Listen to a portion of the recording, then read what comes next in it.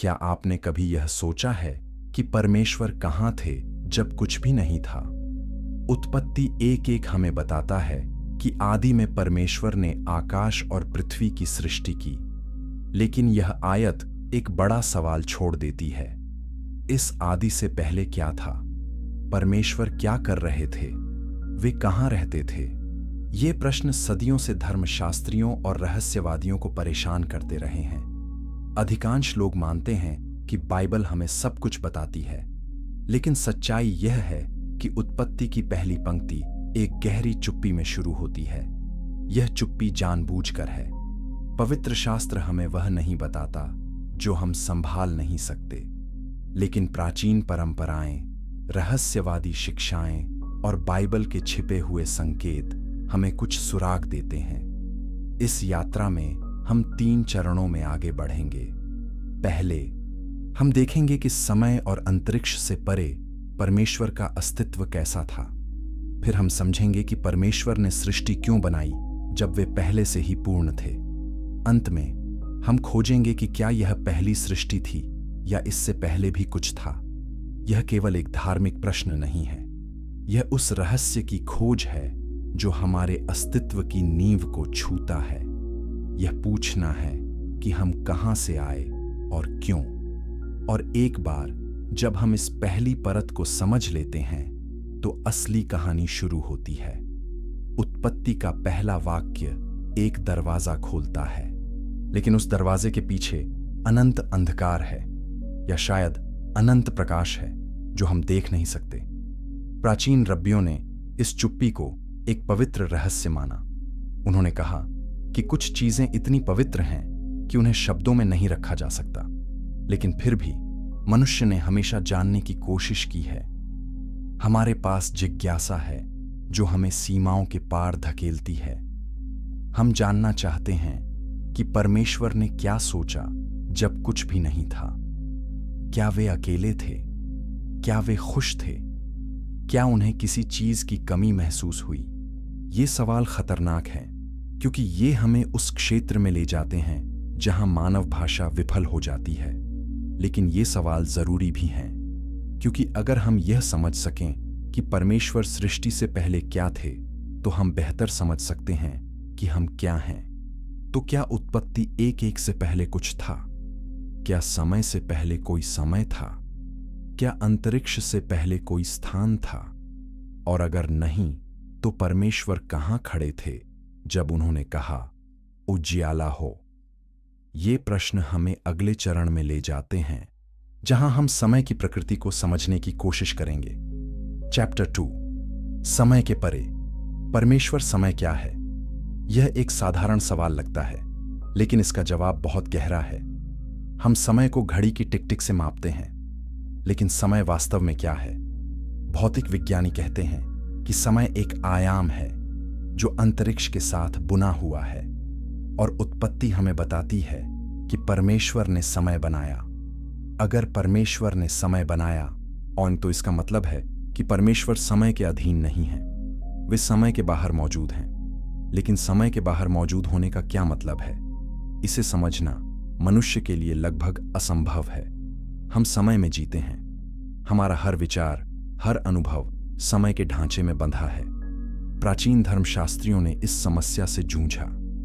उन्होंने कहा कि परमेश्वर शाश्वत वर्तमान में रहते हैं। उनके लिए अतीत, वर्तमान और भविष्य एक साथ मौजूद हैं। यह एक ऐसी अवस्था है जहां सब कुछ एक साथ है, लेकिन फिर भी व्यवस्थित है।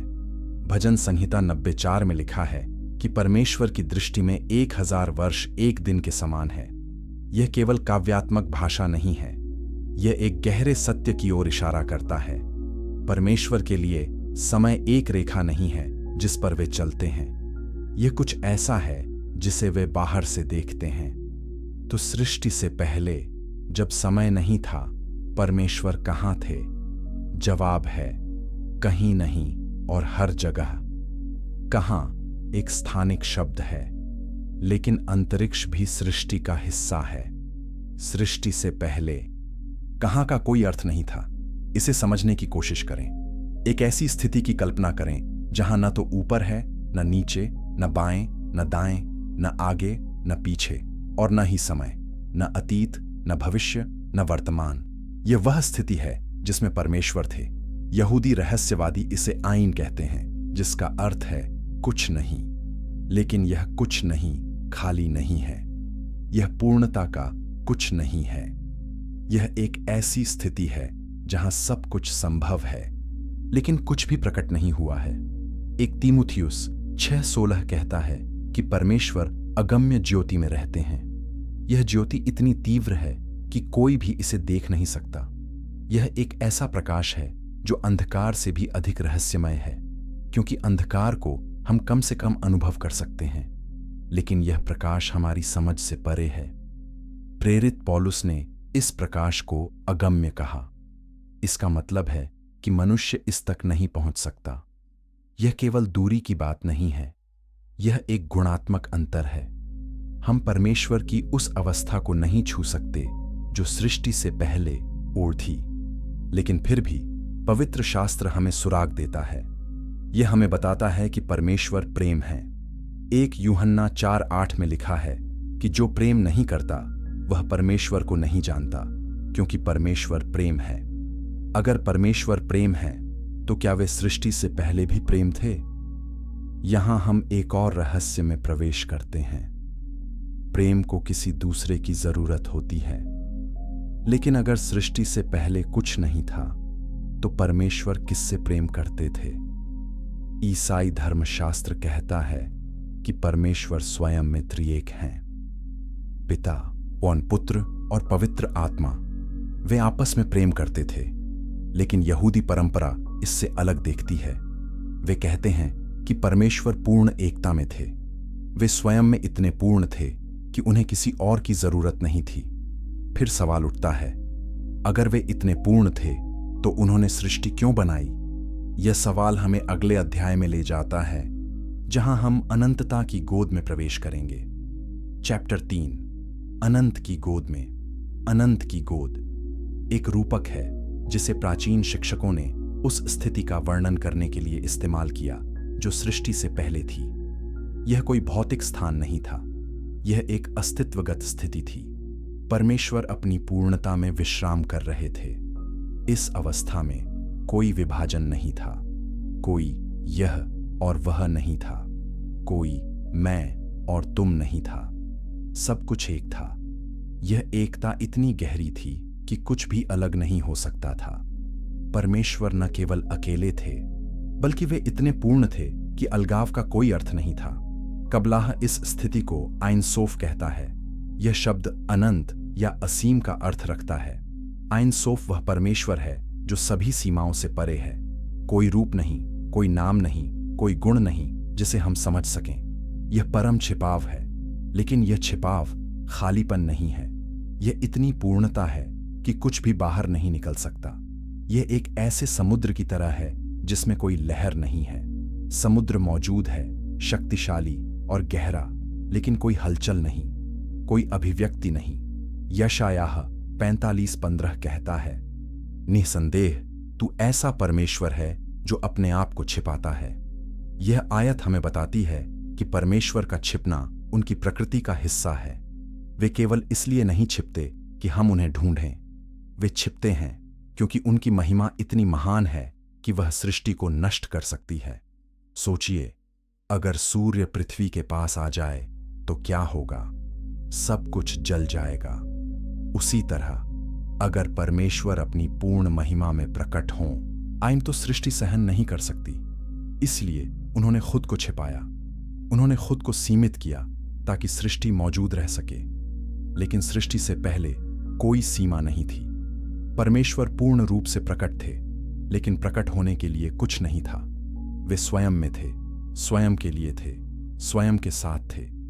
यह पूर्ण आत्मसमावेश था। प्राचीन दार्शनिकों ने इसे एकतावाद कहा। यह विचार कि सब कुछ एक है, लेकिन बाइबल का एकतावाद अलग है। यह नहीं कहता कि सब कुछ परमेश्वर है। यह कहता है कि सब कुछ परमेश्वर से आता है और सृष्टि से पहले वह सब कुछ अभी भी परमेश्वर के भीतर था। यह समझने के लिए एक बीज की कल्पना करें। बीज में पूरा पेड़ मौजूद है, जड़ें, तना, पत्तियां, फूल, फल सब कुछ वहां है, लेकिन छिपा हुआ। सृष्टि से पहले परमेश्वर वह बीज थे जिसमें सब कुछ मौजूद था। लेकिन फिर कुछ हुआ। एक निर्णय लिया गया, एक इच्छा जागी।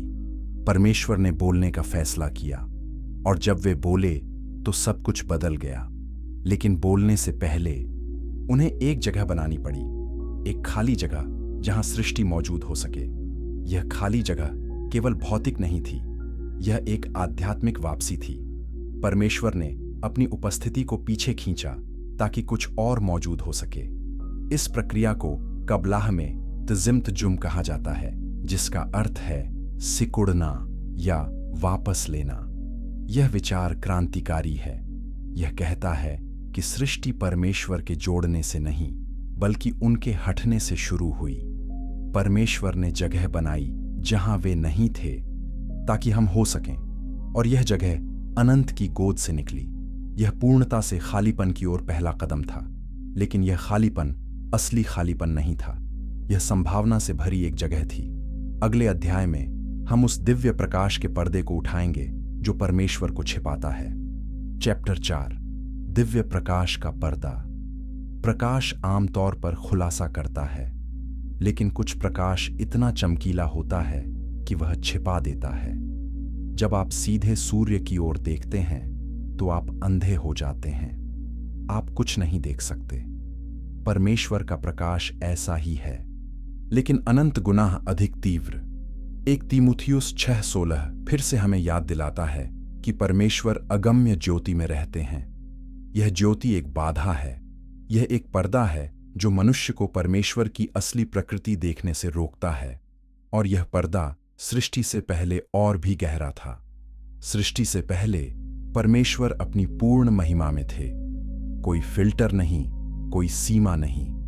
उनकी उपस्थिति इतनी शक्तिशाली थी कि अगर कुछ मौजूद होता तो वह तुरंत नष्ट हो जाता। इसलिए उन्होंने खुद को छिपाने का फैसला किया, न केवल सृष्टि से बल्कि शायद स्वयं से भी। यह अजीब लगता है, लेकिन कबलाह इसी तरह समझाता है। परमेश्वर ने अपनी अनंत महिमा को एक पर्दे में लपेटा ताकि सृष्टि संभव हो सके। यह पर्दा औरोत और केलिम की अवधारणा में देखा जाता है। औरोत का अर्थ है प्रकाश और केलिम का अर्थ है बर्तन या पात्र। परमेश्वर का प्रकाश इतना शक्तिशाली था कि उसे रखने के लिए बर्तनों की जरूरत थी, लेकिन सृष्टि से पहले कोई बर्तन नहीं था। इसलिए प्रकाश स्वतंत्र रूप से बहता था, कहीं नहीं जा रहा था, क्योंकि कहीं जाने को नहीं था। यह एक अनंत महासागर था, ओ बिना किनारे, बिना लहर, बिना गति। निर्गमन 33:20 में परमेश्वर मूसा से कहते हैं, तू मेरे मुख का दर्शन नहीं कर सकता, क्योंकि मनुष्य मुझे देखकर जीवित नहीं रह सकता। यह आयत उस खतरे को दिखाती है जो परमेश्वर की उपस्थिति में है। मूसा, जो परमेश्वर के सबसे करीबी दोस्तों में से एक था, वह भी पूर्ण दिव्य प्रकाश को नहीं देख सकता था। तो सृष्टि से पहले, जब कोई मूसा नहीं था, कोई मनुष्य नहीं था, कोई देखने वाला नहीं था, उस समय यह प्रकाश कैसा था? यह देखने के लिए किसी की जरूरत नहीं थी, यह बस था, यह अपने आप में पूर्ण था। लेकिन परमेश्वर ने तय किया कि यह प्रकाश साझा किया जाना चाहिए। शायद यह प्रेम की प्रकृति है। प्रेम साझा करना चाहता है, यह अकेले नहीं रह सकता। और इसलिए परमेश्वर ने एक पर्दा बनाया, एक छानना, जिससे प्रकाश धीरे धीरे बाहर आ सके। यह पर्दा सृष्टि का पहला कदम था। यह वास्तव में भौतिक नहीं था, यह एक आध्यात्मिक संरचना थी, एक तरीका जिससे अनंत सीमित हो सके बिना अपनी अनंतता खोए। यह विरोधाभासी लगता है, और यह है, लेकिन परमेश्वर विरोधाभासों में रहते हैं। भजन संहिता 104:2 कहता है कि परमेश्वर ज्योति को वस्त्र की तरह ओढ़ते हैं। यह कोई साधारण वस्त्र नहीं है, यह प्रकाश का वस्त्र है, और यह वस्त्र परमेश्वर को ढकता है और साथ ही प्रकट भी करता है। यह एक पर्दा है जो छिपाता है और दिखाता है। जब परमेश्वर ने सृष्टि बनाने का फैसला किया, तो उन्होंने इस पर्दे को थोड़ा सा उठाया। उन्होंने अपने प्रकाश की एक किरण को बाहर आने दिया, और वह किरण इतनी शक्तिशाली थी कि उससे पूरा ब्रह्मांड बना। लेकिन अधिकांश प्रकाश अभी भी छिपा हुआ है।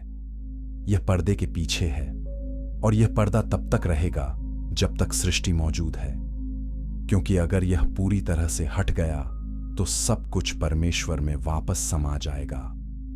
कोई अलग अस्तित्व नहीं रहेगा। यह विचार हमें एक महत्वपूर्ण सवाल की ओर ले जाता है। अगर परमेश्वर इतना शक्तिशाली प्रकाश है तो उन्होंने खुद को क्यों सीमित किया? क्यों उन्होंने पर्दा बनाया? क्यों उन्होंने अपनी महिमा को छिपाया? इसका जवाब हमें अगले अध्याय में मिलेगा, जहां हम तजिम्तजुम के रहस्य में गहराई से जाएंगे। चैप्टर 5, तजिम्तजुम, परमेश्वर का सिमटना। तजिम्तजुम यहूदी रहस्यवाद की सबसे क्रांतिकारी अवधारणाओं में से एक है। यह शब्द हिब्रू से आता है और इसका मतलब है सिकुड़ना या वापस लेना। यह विचार कि सृष्टि परमेश्वर के विस्तार से नहीं बल्कि उनके सिकुड़ने से शुरू हुई। कल्पना करें एक कमरा जो पूरी तरह से पानी से भरा है। अगर आप उस कमरे में कुछ और डालना चाहते हैं तो पहले आपको कुछ पानी निकालना होगा। उसी तरह सृष्टि को मौजूद होने के लिए जगह की जरूरत थी और परमेश्वर ने वह जगह अपने भीतर बनाई, लेकिन यह भौतिक जगह नहीं थी। यह एक आध्यात्मिक खालीपन था। परमेश्वर ने अपनी उपस्थिति को पीछे खींच लिया। उन्होंने अपनी अनंतता को सीमित किया ताकि कुछ परिमित मौजूद हो सके। यह एक स्वैच्छिक आत्म सीमा थी। यह विचार गहरा है क्योंकि यह हमें बताता है कि सृष्टि परमेश्वर की कमजोरी नहीं बल्कि उनकी सबसे बड़ी शक्ति का प्रदर्शन है, क्योंकि केवल सच्चा सर्वशक्तिमान ही अपनी शक्ति को सीमित कर सकता है। कमजोर तो पहले से ही सीमित है, लेकिन शक्तिशाली खुद को सीमित करने का चुनाव कर सकता है। रब्बी इसहाक लुरिया, एक 16वीं सदी के कबला हवादी, ने इस अवधारणा को विकसित किया। उन्होंने कहा कि तजिम्तजुम सृष्टि का पहला कार्य था। परमेश्वर ने एक खाली स्थान बनाया, एक हलाल या शून्य, जहां उनकी उपस्थिति नहीं थी, और उस शून्य में उन्होंने ब्रह्मांड को बनाया। लेकिन यह शून्य पूरी तरह से खाली नहीं था। परमेश्वर की कुछ छाप वहां रह गई, एक रेशिमु या अवशेष।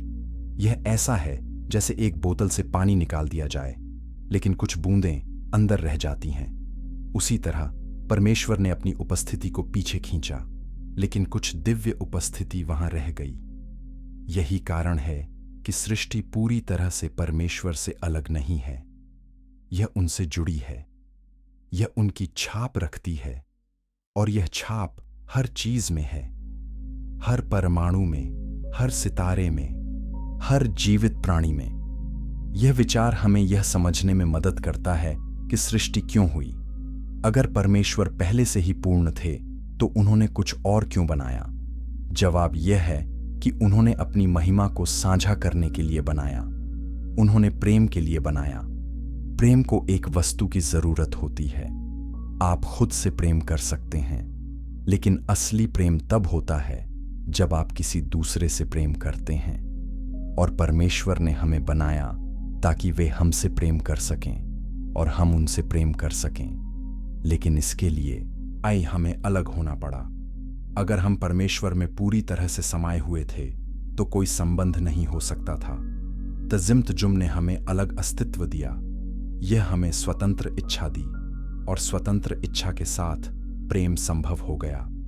यूहन्ना 3:16 कहता है, क्योंकि परमेश्वर ने जगत से ऐसा प्रेम किया कि उसने अपना इकलौता पुत्र दे दिया। यह आयत परमेश्वर के त्याग को दिखाती है। उन्होंने न केवल सृष्टि में अपनी उपस्थिति को सीमित किया, बल्कि अपने पुत्र को भी दिया। यह चरम तजिम्तजुम है। परमेश्वर ने अपने आप को खाली कर दिया ताकि हम भर सकें। लेकिन सृष्टि से पहले यह त्याग अभी भी केवल एक संभावना थी। यह परमेश्वर के मन में था, और शायद उस अनंत क्षण में परमेश्वर ने सभी त्यागों को देखा जो वे करेंगे। उन्होंने क्रूस को देखा, उन्होंने हमारे पापों को देखा, और फिर भी उन्होंने बोलने का फैसला किया।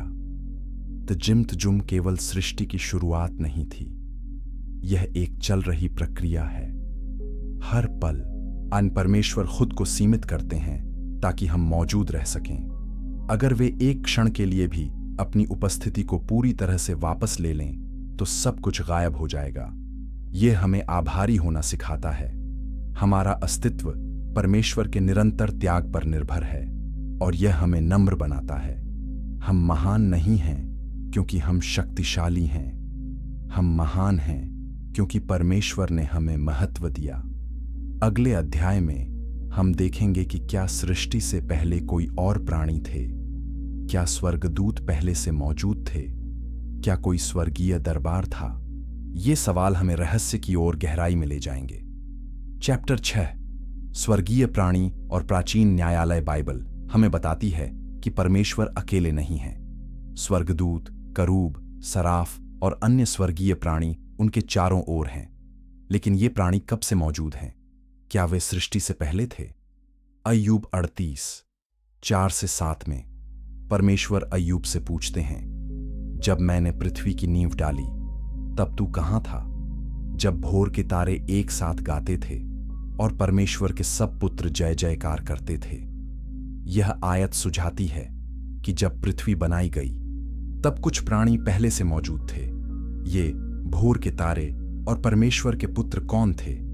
अधिकांश धर्मशास्त्री मानते हैं कि ये स्वर्गदूत थे। वे सृष्टि के गवाह थे। वे वहां थे जब परमेश्वर ने कहा उजियाला हो, और वे जय जयकार करते थे। लेकिन अगर स्वर्गदूत पृथ्वी की सृष्टि से पहले थे तो उन्हें कब बनाया गया? उत्पत्ति 1:1 कहती है, आदि में परमेश्वर ने आकाश और पृथ्वी की सृष्टि की। क्या आकाश में स्वर्गीय प्राणी शामिल हैं?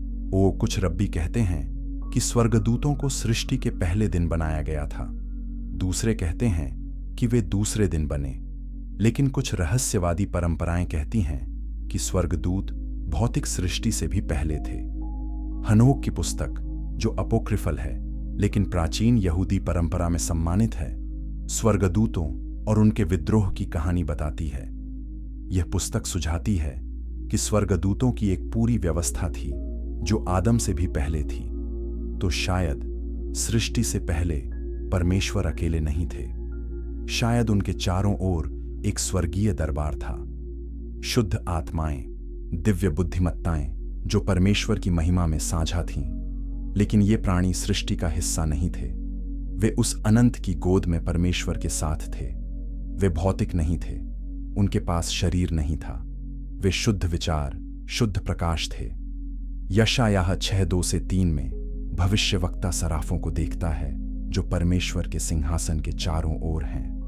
वे चिल्लाते हैं, पवित्र पवित्र पवित्र है सेनाओं का यहोवा, सारी पृथ्वी उसके तेज से भरी है।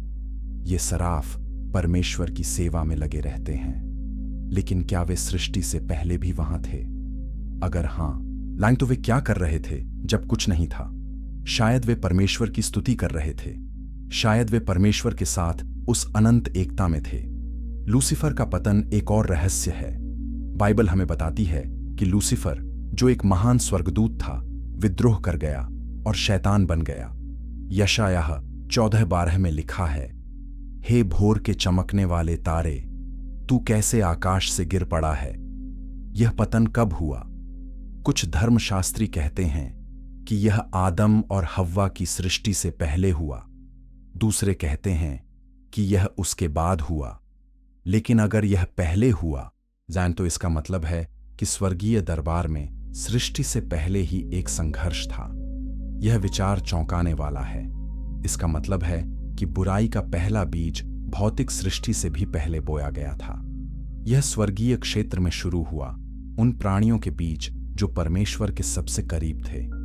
यह हमें सिखाता है कि स्वतंत्र इच्छा कितनी खतरनाक और कीमती है।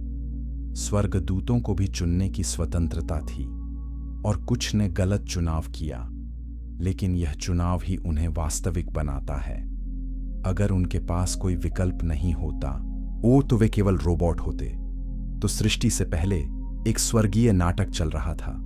परमेश्वर केंद्र में थे और उनके चारों ओर स्वर्गदूतों का एक दरबार था।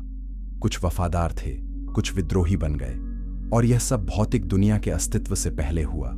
जब परमेश्वर ने मनुष्य को बनाया तो शायद यह एक नई शुरुआत थी, एक मौका कि प्रेम फिर से जीत सके। और शायद इसीलिए शैतान इंसानों से इतनी नफरत करता है, क्योंकि हम वह हैं जो स्वर्गदूतों ने खो दिया। अगले अध्याय में हम उस शब्द का पता लगाएंगे जो अनंत काल में था। चैप्टर 7, शब्द जो अनंत काल में था। यूहन्ना 1:1 बाइबल के सबसे रहस्यमय और शक्तिशाली छंदों में से एक है। यह कहता है, आदि में वचन था और वचन परमेश्वर के साथ था और वचन परमेश्वर था। यह वचन या लोगोस क्या है? यूनानी दर्शन में लोगोस का मतलब है कारण, तर्क या ब्रह्मांडीय सिद्धांत जो सब कुछ व्यवस्थित करता है। लेकिन यूहन्ना एक और गहरा अर्थ जोड़ता है। वह कहता है कि यह लोगोस परमेश्वर के साथ था और परमेश्वर था। यह विरोधाभास कैसे संभव है? ईसाई धर्मशास्त्र इसे त्रिएकत्व के माध्यम से समझाता है। परमेश्वर एक हैं, लेकिन 3 व्यक्तित्वों में, पिता, पुत्र और पवित्र आत्मा। वचन पुत्र है जो यीशु मसीह के रूप में देहधारी हुआ, लेकिन सृष्टि से पहले यह वचन परमेश्वर के साथ था। यह विचार कि परमेश्वर के भीतर एक आंतरिक संवाद था, गहरा है। इसका मतलब है कि परमेश्वर अकेले नहीं थे, भले ही कोई सृष्टि नहीं थी। पिता पुत्र से बात कर रहे थे और पुत्र पिता से, और पवित्र आत्मा उनके बीच प्रेम का बंधन था। यह त्रिएकत्व प्रेम का एक शाश्वत नृत्य है। इसे पेरिकोरेसिस कहा जाता है, एक यूनानी शब्द जिसका अर्थ है एक दूसरे के चारों ओर नृत्य करना। पिता, पुत्र और आत्मा हमेशा से एक दूसरे के साथ, एक दूसरे में और एक दूसरे के लिए रहे हैं। यह समझने में मदद करता है कि सृष्टि क्यों हुई। परमेश्वर ने सृष्टि को बनाया ताकि हम इस दिव्य नृत्य में शामिल हो सकें। हम प्रेम में बुलाए गए हैं, न केवल परमेश्वर से प्रेम करने के लिए, बल्कि एक दूसरे से भी। लेकिन सृष्टि से पहले यह वचन अभी बोला नहीं गया था।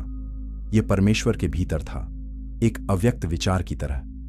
जब कोई लेखक एक किताब लिखने की योजना बनाता है तो पहले यह उसके दिमाग में होती है। शब्द अभी कागज पर नहीं हैं, लेकिन वे वहां हैं, इंतजार कर रहे हैं। उसी तरह सृष्टि परमेश्वर के मन में थी, वचन इंतजार कर रहा था, और जब सही समय आया परमेश्वर ने बोला, और बोलते ही सब कुछ बदल गया। नीति वचन 8:22-30 में बुद्धि व्यक्तिगत रूप से बोलती है और कहती है, यहोवा ने मुझे अपने कार्य के आरंभ में और अपने प्राचीन काल के कामों से पहले उत्पन्न किया। कुछ धर्मशास्त्री इस बुद्धि को वचन या मसीह के साथ जोड़ते हैं। इसका मतलब है कि मसीह जो बाद में मनुष्य बना, वह सृष्टि से पहले भी परमेश्वर के साथ था। वह उपकरण था जिससे परमेश्वर ने सृष्टि की। यूहन्ना 1:3 कहता है, सब कुछ उसी के द्वारा उत्पन्न हुआ, और जो कुछ उत्पन्न हुआ है उसमें से कोई भी वस्तु उसके बिना उत्पन्न नहीं हुई। यह वचन केवल एक शब्द नहीं था, यह सृजनात्मक शक्ति थी। जब परमेश्वर ने कहा उजियाला हो, तो यह वचन के माध्यम से था। शब्द ने प्रकाश को अस्तित्व में लाया, और यह शब्द मसीह था। यह हमें बताता है कि मसीह केवल एक मानव शिक्षक नहीं थे, वे परमेश्वर के शाश्वत पुत्र हैं। वे सृष्टि से पहले थे, सृष्टि के दौरान थे और सृष्टि के बाद भी हैं। वे अल्फा और ओमेगा हैं, आदि और अंत। इब्रानियों 1:3 कहता है, वह उसकी महिमा का प्रकाश और उसके तत्व की छाप है, और सब वस्तुओं को अपनी सामर्थ्य के वचन से संभालता है। यह सामर्थ्य का वचन वही वचन है जो आदि में था। तो सृष्टि से पहले यह वचन शून्यता की ध्वनि में था। यह एक अव्यक्त शक्ति थी, इंतजार कर रही थी कि जब परमेश्वर बोलेंगे और सब कुछ बदल जाएगा। यह प्रत्याशा का क्षण था, वह क्षण जब सब कुछ संभव था लेकिन कुछ भी अभी तक नहीं हुआ था। और जब वचन अंततः बोला गया तो ब्रह्मांड अस्तित्व में आया। प्रकाश, सितारे, ग्रह, जीवन, सब कुछ उस एक शब्द से आया, और वह शब्द प्रेम था। अगले अध्याय में हम देखेंगे कि कैसे यह सृजनात्मक प्रक्रिया बिना किसी बाधा के नहीं थी, वास्तव में एक टूटना था। चैप्टर 8, बर्तनों का टूटना और सृष्टि का जन्म। कबलाह की सबसे चौंकाने वाली अवधारणाओं में से एक है शेविरात हाकेलिम या बर्तनों का टूटना। यह विचार कि सृष्टि एक चिकनी प्रक्रिया नहीं थी, इसमें एक आपदा शामिल थी। कहानी इस तरह जाती है, जब परमेश्वर ने अपना प्रकाश बाहर भेजा, तो उन्होंने बर्तन बनाए जो इस प्रकाश को रोकें। लेकिन प्रकाश इतना शक्तिशाली था कि बर्तन सह नहीं सके। वे टूट गए और उनके टुकड़े पूरे ब्रह्मांड में बिखर गए। ये टुकड़े क्लिपोट या खोल बन गए। वे दिव्य प्रकाश के टुकड़े हैं जो अंधकार में फंस गए हैं, और हमारा काम है इन टुकड़ों को इकट्ठा करना और उन्हें परमेश्वर के पास वापस लाना। इसे टिक्कुन या मरम्मत कहा जाता है। यह कहानी रूपक है, लेकिन यह एक गहरे सत्य को इंगित करती है। सृष्टि पूर्ण नहीं है, यह टूटी हुई है, और यह टूटना शुरुआत से ही था। शायद यह योजना का हिस्सा था। उत्पत्ति 1:2 कहती है, पृथ्वी बेडौल और सुनसान पड़ी थी और गहरे जल के ऊपर अंधकार था। यह बेडौल और सुनसान या हिब्रू में तोहू वाबोहू एक अराजक स्थिति को दर्शाता है। यह पूर्ण व्यवस्था नहीं थी, यह कुछ अधूरा था। शायद यह बेडौल अवस्था बर्तनों के टूटने का परिणाम थी। शायद परमेश्वर ने जानबूझकर इस तरह बनाया ताकि हम मरम्मत की प्रक्रिया में भाग ले सकें। अगर सब कुछ पहले से ही पूर्ण होता तो हमारे लिए कुछ करने को नहीं होता। यह विचार हमें उद्देश्य देता है। हम केवल सृष्टि के दर्शक नहीं हैं, हम सहयोगी हैं। हर अच्छा काम जो हम करते हैं, हर प्रेमपूर्ण कार्य, हर न्यायपूर्ण निर्णय, यह सब ब्रह्मांड की मरम्मत में योगदान देता है। इफिसियों 2:10 कहता है, क्योंकि हम उसके बनाए हुए हैं और मसीह यीशु में उन भले कामों के लिए रचे गए हैं जिन्हें परमेश्वर ने पहले से हमारे करने के लिए तैयार किया। हम यहां किसी उद्देश्य के लिए हैं, और वह उद्देश्य है दुनिया को ठीक करना। लेकिन बर्तनों का टूटना बुराई की उत्पत्ति की भी व्याख्या करता है। जब बर्तन टूटे तो प्रकाश के कुछ टुकड़े अंधकार में गिर गए। वे क्लिपोट बन गए।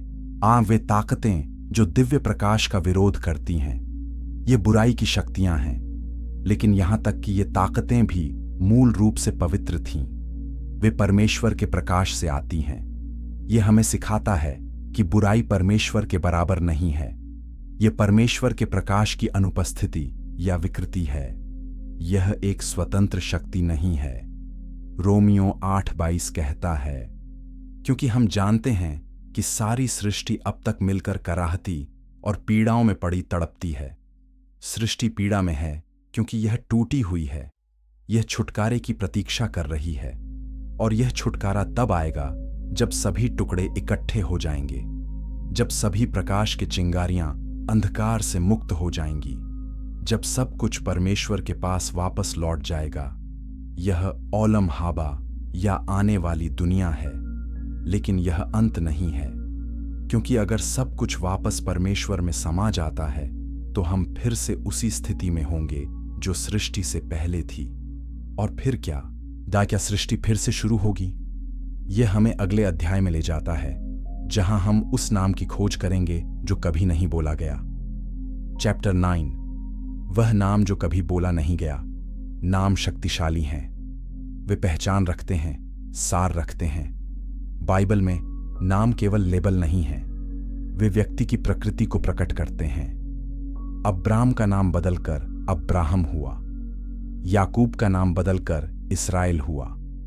हर नाम परिवर्तन एक नई पहचान थी। तो परमेश्वर का नाम क्या था सृष्टि से पहले? निर्गमन 3:14 में परमेश्वर मूसा से कहते हैं, मैं जो हूं सो हूं। हिब्रू में यह एह्येह अशेर एह्येह है। यह एक रहस्यमय नाम है जो होने की शुद्ध अवस्था को दर्शाता है, लेकिन यह नाम सृष्टि के बाद दिया गया था। सृष्टि से पहले परमेश्वर को किस नाम से जाना जाता था, या क्या कोई नाम था?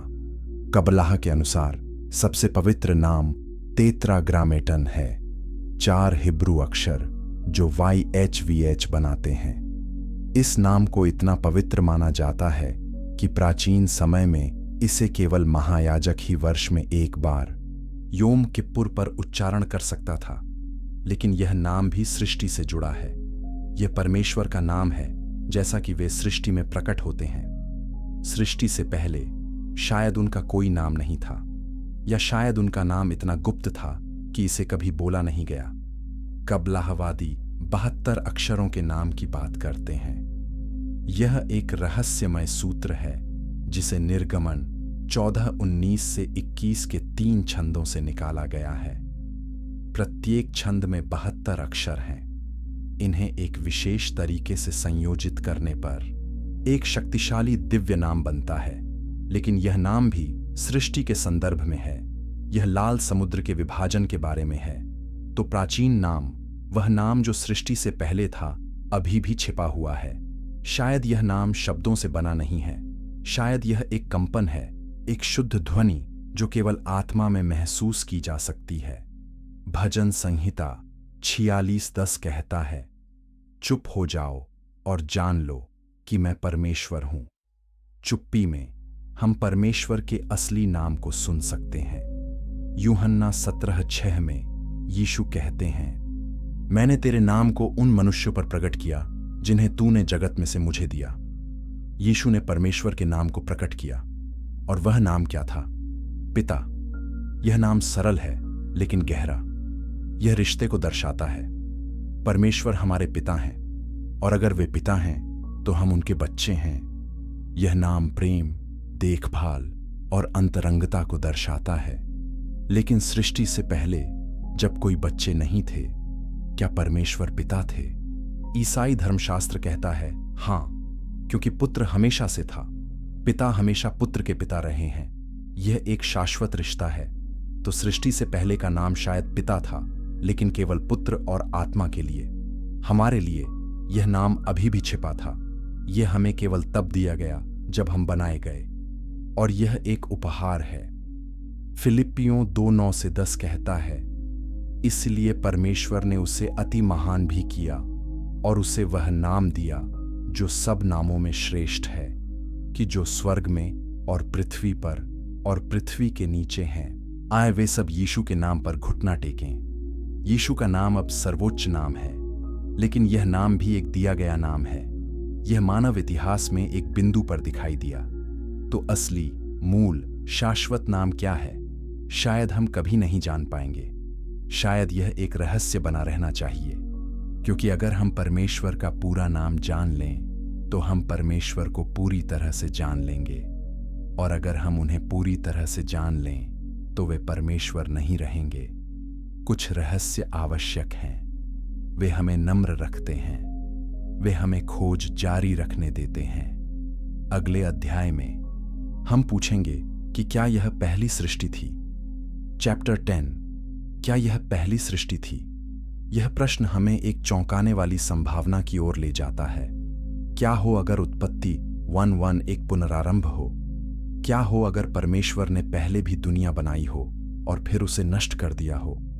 यह विचार प्राचीन यहूदी ग्रंथों में पाया जाता है।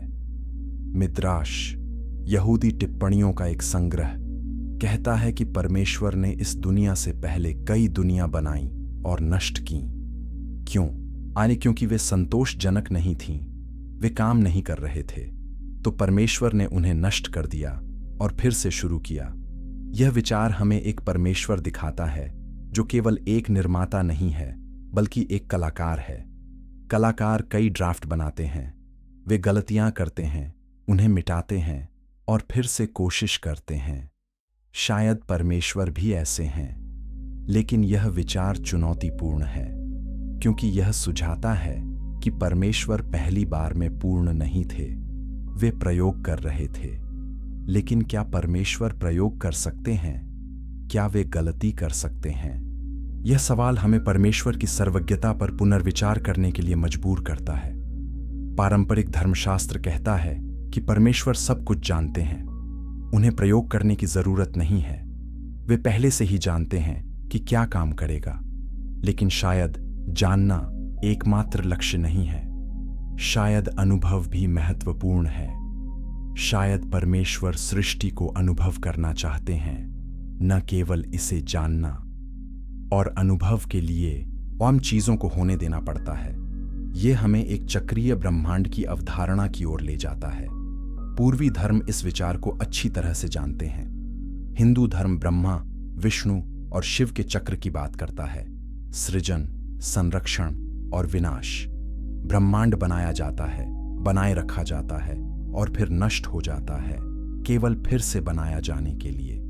लेकिन बाइबल आमतौर पर एक रैखिक दृष्टिकोण प्रस्तुत करती है।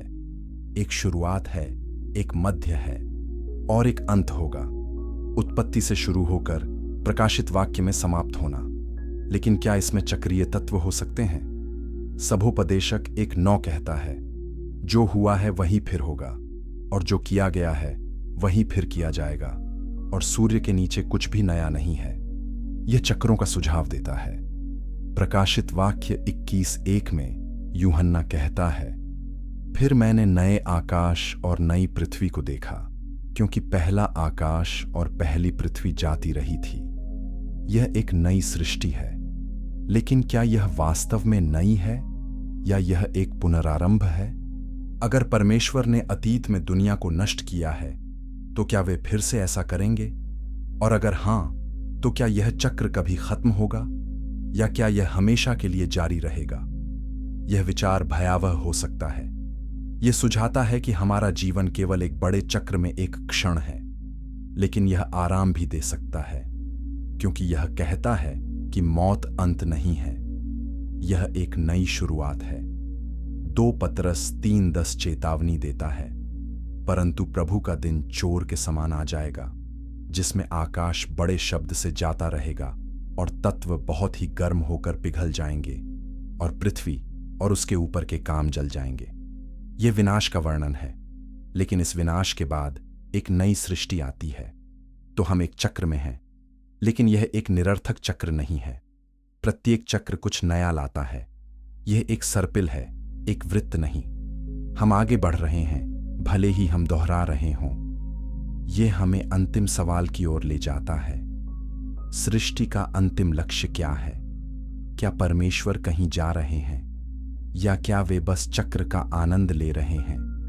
और हम इसमें कहां फिट होते हैं? अगले और अंतिम अध्याय में हम खोज के अंत को देखेंगे।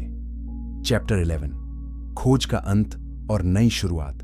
हमने एक लंबी यात्रा की है। हमने पूछा कि परमेश्वर सृष्टि से पहले कहां थे। हमने समय के परे अनंत की गोद में दिव्य प्रकाश के पीछे देखा। हमने जिम्तजुम, बर्तनों का टूटना और उस नाम को देखा जो कभी नहीं बोला गया। हमने पूछा कि क्या यह पहली सृष्टि थी। लेकिन अब हम एक और सवाल का सामना करते हैं। असली सवाल यह नहीं है कि परमेश्वर सृष्टि से पहले कहां थे। असली सवाल यह है कि वे सृष्टि के बाद कहां गए, वे अभी कहां हैं और वे हमारे साथ क्या कर रहे हैं। उत्पत्ति 1:1 केवल एक शुरुआत है। यह पूरी कहानी नहीं है। कहानी अभी भी जारी है। हम इसके बीच में जी रहे हैं और हम केवल दर्शक नहीं हैं, हम भागीदार हैं। परमेश्वर ने हमें बनाया ताकि हम सृष्टि में भाग ले सकें। उत्पत्ति 1:28 में परमेश्वर आदम और हव्वा को आशीर्वाद देते हैं और कहते हैं, फूलो फलो और पृथ्वी में भर जाओ और उसको अपने वश में कर लो। हमें जिम्मेदारी दी गई है। हम साथी निर्माता हैं। यह एक शक्तिशाली विचार है। हम केवल परमेश्वर की कठपुतलियां नहीं हैं, हम सक्रिय भागीदार हैं। हम दुनिया को बदल सकते हैं, हम सृजन कर सकते हैं, हम प्रेम कर सकते हैं, हम मरम्मत कर सकते हैं, लेकिन हम नष्ट भी कर सकते हैं। आदम और हव्वा की कहानी हमें दिखाती है कि मनुष्य कितनी जल्दी गलत रास्ते पर जा सकता है। उत्पत्ति 3 में वे निषिद्ध फल खाते हैं। पाप दुनिया में प्रवेश करता है और सब कुछ बदल जाता है। लेकिन परमेश्वर हार नहीं मानते। वे एक बचाव योजना शुरू करते हैं। उत्पत्ति 3:15 में वे सांप से कहते हैं, मैं तेरे और इस स्त्री के बीच में और तेरे वंश और इसके वंश के बीच में बैर उत्पन्न करूंगा। वह तेरे सिर को कुचलेगा और तू उसकी एड़ी को कुचलेगा। यह मसीहा का पहला वादा है। तो सृष्टि केवल एक शुरुआत थी। असली कहानी छुटकारे की है। यह एक प्रेम कहानी है। परमेश्वर हमसे प्रेम करते हैं और हमें वापस लाना चाहते हैं। यूहन्ना 3:16 हमें याद दिलाता है, क्योंकि परमेश्वर ने जगत से ऐसा प्रेम किया कि उसने अपना एकलौता पुत्र दे दिया, ताकि जो कोई उस पर विश्वास करे वह नाश न हो परंतु अनंत जीवन पाए। यह अनंत जीवन हमें वापस उस अनंतता से जोड़ता है जहां परमेश्वर सृष्टि से पहले थे। हम घर लौट रहे हैं, लेकिन यह केवल एक वापसी नहीं है, यह एक परिवर्तन है। हम वही नहीं होंगे जो हम थे, हम परमेश्वर के जैसे होंगे। 1 यूहन्ना 3:2 कहता है, हे प्रियो, अभी हम परमेश्वर की संतान हैं और अब तक यह प्रकट नहीं हुआ कि हम क्या कुछ होंगे। हाँ, यह जानते हैं कि जब वह प्रकट होगा तो हम उसके समान होंगे, क्योंकि उसे वैसा ही देखेंगे जैसा वह है। हम परमेश्वर के समान होंगे, हम उनकी महिमा साझा करेंगे। लेकिन यह कब होगा? प्रकाशित वाक्य 21 से 22 हमें एक दृष्टि देता है, एक नया स्वर्ग और नई पृथ्वी, एक शहर जहां परमेश्वर अपने लोगों के साथ रहते हैं। कोई आंसू नहीं, कोई दर्द नहीं, कोई मृत्यु नहीं, सब कुछ नया बना दिया गया है। क्या यह अंत है या यह एक और शुरुआत है? प्रकाशित वाक्य 22:13 में यीशु कहते हैं, मैं अल्फा और ओमेगा, पहला और अंतिम, वो आदि और अंत हूं। अल्फा और ओमेगा, शुरुआत और अंत। लेकिन शायद वे एक ही हैं। शायद अंत शुरुआत से मिलता है। शायद जब हम पूरी तरह से छुड़ाए जाते हैं तो हम उस शाश्वत अवस्था में प्रवेश करते हैं जहां परमेश्वर सृष्टि से पहले थे, लेकिन अब हम वहां उनके साथ होंगे। हम उस दिव्य नृत्य में शामिल होंगे। यह अंतिम उद्देश्य है, केवल स्वर्ग जाना नहीं, बल्कि परमेश्वर के साथ शाश्वत संगति में होना, उनके प्रेम में जीना, उनकी रचनात्मकता में भाग लेना, हमेशा के लिए। तो जब हम पूछते हैं कि परमेश्वर सृष्टि से पहले कहां थे, तो हम वास्तव में पूछ रहे हैं कि हम कहां जा रहे हैं, क्योंकि हमारा गंतव्य वही है जहां परमेश्वर हमेशा रहे हैं। अनंत, प्रेम, पूर्णता। और यह यात्रा अभी शुरू हुई है। हर दिन हम थोड़ा करीब आते हैं। हर प्रार्थना, हर प्रेम का कार्य, हर विश्वास का कदम हमें उस अंतिम मिलन की ओर ले जाता है। इसीलिए पूछते रहें, खोजते रहें, क्योंकि खोज में हम परमेश्वर को पाते हैं और परमेश्वर को पाकर हम खुद को पाते हैं। और एक बार जब हम इस पहली परत को समझ लेते हैं, आज तो असली कहानी शुरू होती है। ये कहानी अनंत है और आप इसका हिस्सा हैं।